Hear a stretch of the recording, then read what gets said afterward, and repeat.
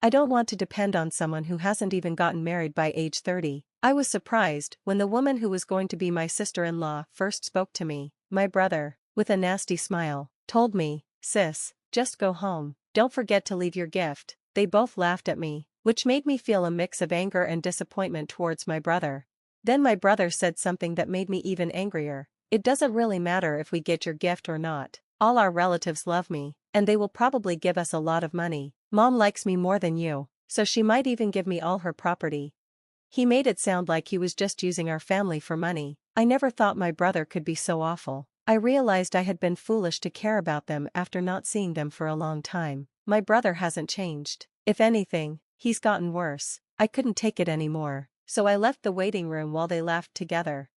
My name is Emma, and I'm 32 years old. I work for a foreign cosmetics company. After I graduated from college, I worked for another company, but I got lucky and was recruited by my current job. My coworkers are ambitious, and we work hard every day, which motivates me. Now, I'm the head of my department. Since I started here, I've felt valued, and I enjoy my work. There are challenges, but overcoming them brings me satisfaction that I can't find anywhere else. Before college, I often felt trapped and didn't think about having fun. I have a younger brother named Nate, who is 5 years younger than me. Ever since he was born, our mom has been completely focused on him. She loves him so much that I started to feel less important to her. When I was a child, I felt lonely because I didn't get much attention from her. Even though my dad and relatives tried to care for me, I missed my mom's affection. Nate was the first boy born into our family in a long time, and he got spoiled easily. Soon, our relatives paid more attention to him and ignored me. I have a strong sense of justice and dislike wrongdoing, which made it hard for me to connect with my relatives. The worst part was Nate's personality. Because he was pampered by our mom and relatives, he became a person who always needed to be the center of attention and knew how to act to get it. You could say he was good at getting what he wanted in life. I don't want to depend on someone who hasn't even married by age 30. I was shocked by the first words from the woman who was supposed to be my sister-in-law. My brother, grinning in a mean way, said, "Sis, just go home already. Don't forget to leave your gift." They both laughed at me, and I felt a deep anger towards my brother. Then my brother said something that made me even angrier. "It doesn't really matter if we have your gift or not. All our relatives love me and will probably give us a lot of money. Mom likes me more than you, so she might even give me all her property." He made it sound like he was just using our family for money. I never thought my brother could be so awful. I realized I had been foolish to care about them after not seeing them for a long time. My brother hasn't changed at all. If anything, he has become worse. I couldn't take it anymore, so I left the waiting room while they continued to laugh. My name is Emma. I'm 32 years old and work for a foreign cosmetics company. After college, I worked at another company, but I was fortunate enough to be recruited by my current job. The people I work with are ambitious, and we work hard every day, which motivates me. I'm now the head of my department. Since I started here, I've felt valued, and every day has been enjoyable. Of course, I sometimes struggle with my work, but overcoming those challenges gives me a sense of accomplishment that I can't find anywhere else. Before college, I didn't often think about having fun. My younger brother, Nate, is 5 years younger than me. Ever since Nate was born, our mom has devoted herself to him. She loves him so much that I started to feel unimportant to her. As a child, I felt lonely because I didn't get much attention from her. The more my dad and relatives tried to care for me, the more I missed my mom. Nate was the first boy in our family in a long time, and he got spoiled easily. Soon, our relatives stopped caring about me and only focused on him. I have a strong sense of justice and dislike wrongdoing, which made it hard for me to connect with my relatives. The worst part was Nate's personality. Because he was pampered by our mom and relatives, he always needed to be the center of attention. He knew exactly how to act to get that attention. You could say he was good at getting what he wanted in life. "I think you must feel worse than I do," Ava said while gently stroking my head. I hadn't been comforted like that in a long time, and it made me feel both happy and embarrassed for showing my weakness. Our family has strong ties. You know, Nate is a bit sly, or maybe he just knows how to win people over. He has that kind of personality, right? Everyone gets easily fooled by him. Really, Aunt Ava, you think that about Nate too? I was surprised to hear that someone in the family saw my brother that way. Aunt Ava winked at me and said, "Don't forget, I'm watching you. Emma, if you want, I can talk to everyone about it." "No, that's okay. Just knowing you're watching me makes me happy. Alright, I understand, but if you ever want to talk, I'm here for you. I started looking forward to seeing my aunt at family gatherings. Even though I've moved away, I still keep in touch with her regularly. The only other contact I have is the occasional email from my father, giving me updates. Since I rarely go home, I don't know much about my family and relatives. So, I was shocked to hear from my father that Nate is getting married. Right now, I don't have a partner, and one by one, my friends are getting married. Even my coworkers are rushing into marriage. So when I heard the unexpected news about my younger brother's wedding, I felt a little anxious. Although I'm not unhappy with my life, this news brought me down. Then Nate contacted me, adding to my frustration. Wow, long time no see. I'm getting married, and my fiancée is already pregnant. Don't worry about not being married and showing our parents a grandchild. I've got that covered. But in return, could you give us at least $10,000 as a gift? It includes the cost of giving birth. Kids are expensive, you know. My excitement for celebrating Nate's wedding dropped to zero because of his sense of entitlement. I even thought about skipping the wedding, but then I reminded myself that this was a once-in-a-lifetime family event, so I decided to accept Nate's request.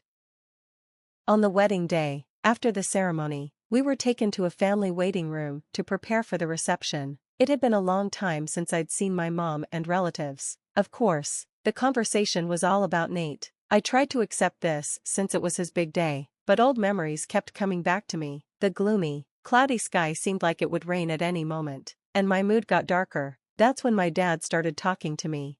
"Emma, it's been a while, how's work?" my dad asked. "Oh, Dad, I'm getting by somehow," I replied. "I see. Would you consider coming home more often?" he asked. I didn't feel like it. "Yeah, I'll come back when work calms down. I need to go to the restroom now," I said, leaving the family waiting room quickly. I thought I had changed a bit, but I realized that others don't change easily. I felt uncomfortable around my relatives. Letting out a big sigh, my phone vibrated. It was a message from Nate. "Come to the bride and groom's waiting room right now." What did he want at a time like this? I headed over, wondering what he needed. As soon as I arrived, Nate asked, "Did you bring it?" At first, I didn't understand, but then I saw the nasty looks from him and his wife. "Yeah, I brought the $10,000 gift. Are you satisfied now? Congratulations on your wedding," I said reluctantly, even though I didn't really mean it, but I regretted being considerate. "Only $10,000? I clearly said to give more than that. Isn't it common courtesy to give more than what was asked?" "You're as clueless as ever, sis. Wait a minute. Isn't $10,000 already generous? I gave it because you said the baby was coming. Isn't your attitude a bit much? If you want to act like this, I don't want to be involved with you in the future," I snapped back. Nate exaggeratedly clicked his tongue, which annoyed me even more. Despite giving them the $10,000 they asked for, they were still complaining. I glared at my brother, and his wife, who stood next to him, laughed at me with her hand on her hip. "Don't worry, we don't plan on relying on someone who's still unmarried in her 30s and acting all high and mighty for such a small amount of money." I was shocked by the words from the woman who was supposed to be my sister-in-law. Nate wore a malicious grin and said, "Yeah, just take your gift and leave. Make sure you leave the gift money." They both laughed at me, and I felt a strong hatred for my brother and his wife. But then Nate said something that made me lose that feeling. "Well, even without your gift, we'll be fine. All our relatives love me, and I'm sure they'll give us a lot of money. Mom likes me more than you two. She might even give me her entire fortune." "That makes it sound like you're just using them for money," I replied. "Well, it's true. That's why we invited more relatives and fewer friends." I couldn't believe my brother could be such a terrible person. I was shocked that Nate and his wife found it funny that he viewed our relatives and even our mother that way. I felt stupid for worrying about them. I was disgusted by my brother, who hadn't changed since childhood and had only gotten worse. Unable to bear it any longer, I left the bride and groom's waiting room while they continued to laugh. "Emma," I heard someone call my name as I left. It was my Aunt Ava. Seeing her made me let my feelings show. "Auntie, I can't take it anymore. I'm leaving." My aunt was angry. "I heard what just happened. This is unforgivable. Everyone should know about it." "But it's true that everyone likes Nate, right? If I say something, I'm sure no one will believe me. It's not like he's forcing our relatives to give him money, so I just have to put up with it." Fine, I probably won't see them again anyway, I thought.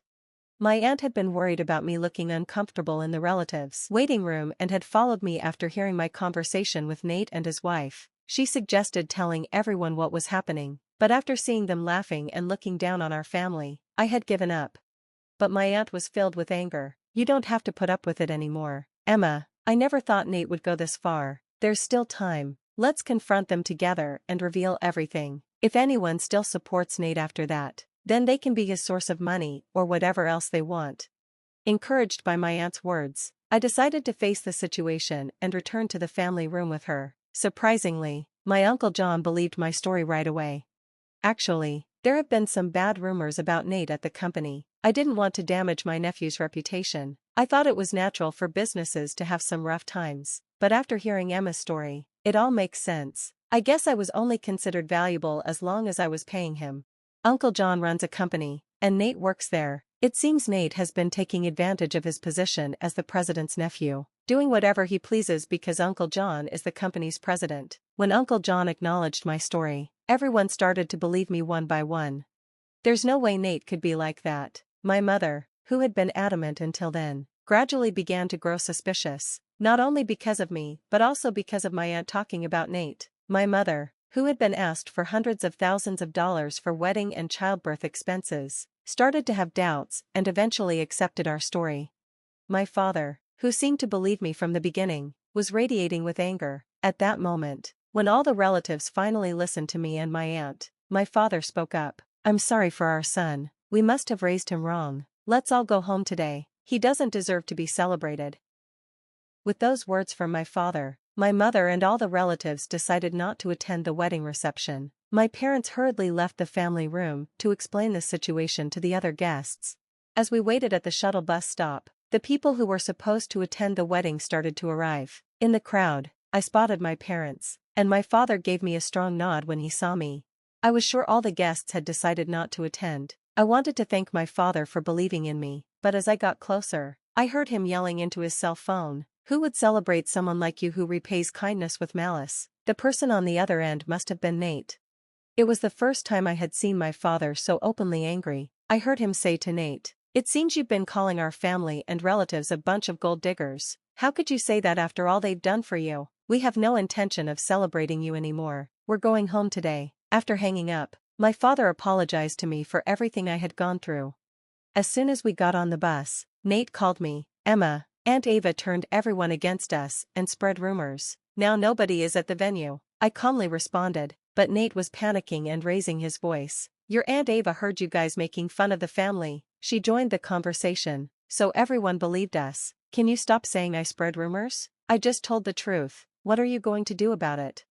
"I don't know. We're already on the bus." "Don't say that. Are all of them on the bus too? If so, please convince them to come back with you." At first, Nate sounded confident, but now his voice was shaky, realizing how bad the situation was. But I didn't feel like forgiving him at all. "You just want the gift money, don't you?"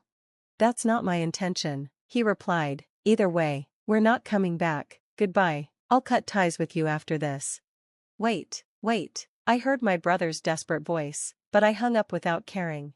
After that, cell phones started ringing one after another on the bus. It must have been my brother and his wife calling, but no one answered. They had seen their family and relatives as cash cows, and in the end, my brother and his wife couldn't get any gift money from the attendees. Not just from me, but from our parents and relatives too. They seemed to have planned to pay for the wedding with the gift money and ended up in a lot of debt. Not only me, but our parents and relatives also received calls for help, but no one was willing to help Nate anymore. On top of that, they lost contact with a few friends they had invited. The punishment for my brother was far from over. Our uncle fired Nate, probably because he couldn't defend someone with a bad reputation who had been performing poorly. His wife had already quit her job for marriage, and even though they were in debt and she was pregnant, she didn't want to work. In the end, they had no money and were constantly fighting, leading to a divorce before the baby was born. After giving birth, his wife tried to make money working at night, but her bad personality held her back, and she could barely pay off their debts. My brother couldn't find another job and kept borrowing more money to pay off his debts. He tried to come home for help several times, but our parents rejected him. On the other hand, I had started going back to my parents' house more often since Nate's wedding. I attended family gatherings and didn't feel uncomfortable anymore. Because of that, I felt more at peace and could see things from a broader perspective. I became more flexible in dealing with work problems, and my colleagues, subordinates, and bosses praised the change in my attitude. Just the other day, a salesperson from a company we've been dealing with invited me to dinner, and I felt a little excited about these signs of a fresh start.